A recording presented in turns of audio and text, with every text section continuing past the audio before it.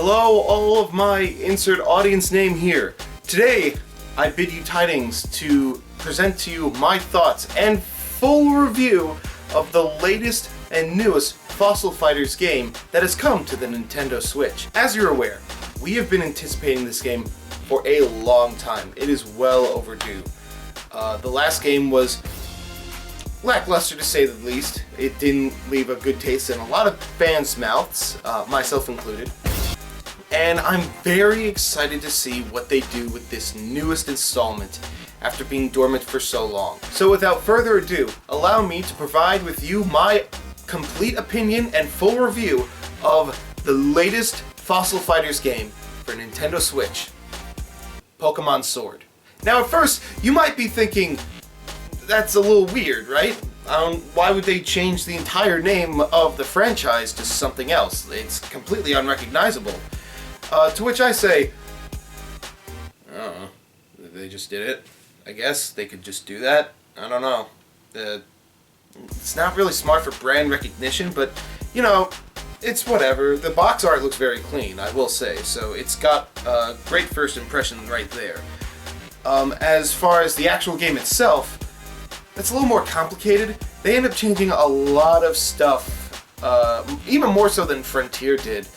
And I'm a little conflicted on how to feel about it, because some of it they've done for good, and others they've kind of done for questionable purposes. So I might as well talk about what we're all worried about. What the fuck did they do to the battle mechanics? Well, it's still, you can only throw one out at a time, but there's no more partner system, so you don't have a stupid AI doing stuff for you. You can even sometimes bring out two Vivisaurs at once, which is kind of interesting. I don't know why they wouldn't just go all the way. They've completely abandoned the positioning mechanic, unfortunately. It seems that they're really going in strong with that ideal. Which is a shame, because I found it very strategically interesting, but, you know, who's to say? Honestly, they have included a lot more interesting mechanics to supplement that loss. One such example is that you can actually completely customize your Vivisaur's moveset. They're not stuck with whatever they're given.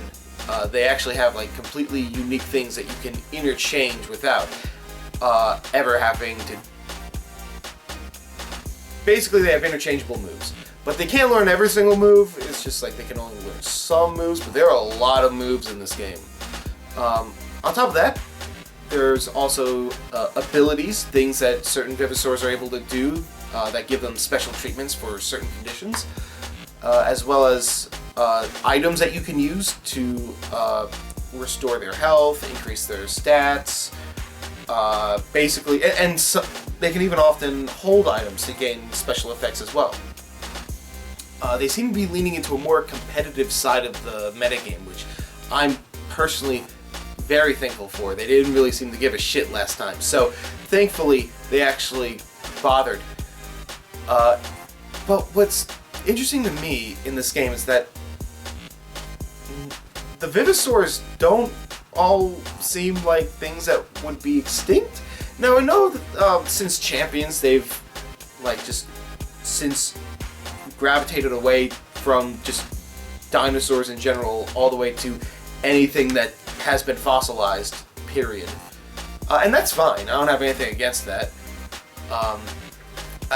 And besides, like, this game, it's broken so many boundaries that, like, compared to fighting a giant beluga whale's uvula with barnacles on it, having a bunny rabbit as a Vivisaur is not very out of the question. However, I do have to ask,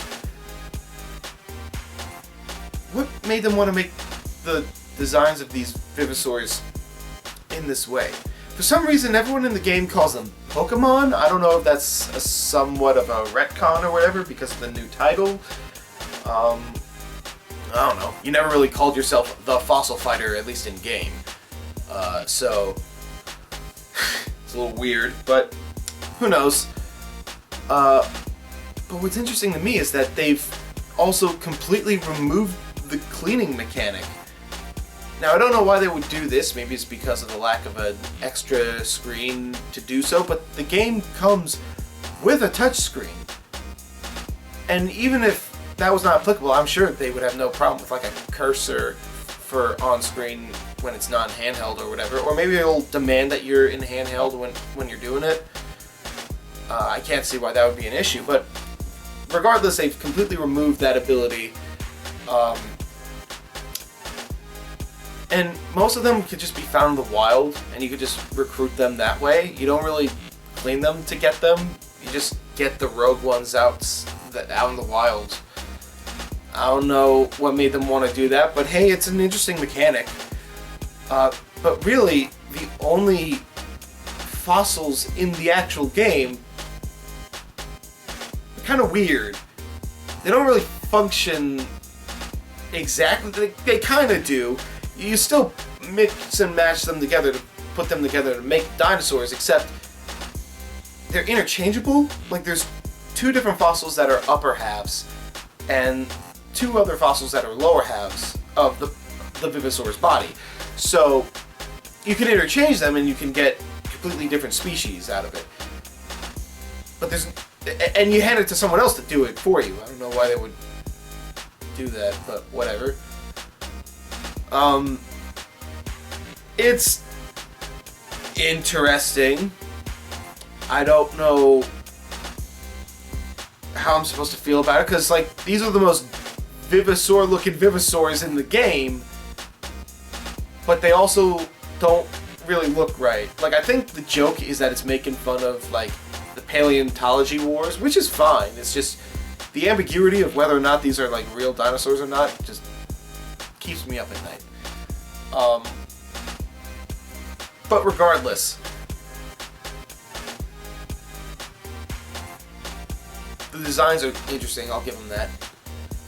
Overall, the game is very different. It still has a substantial story, and it's got some stakes. I really liked a lot of the characters in the game, and they've even recently announced that there is going to be some DLC to come in the future. It's like available to get now, but it's coming out over the course of the year. There might be more down the line, who really knows?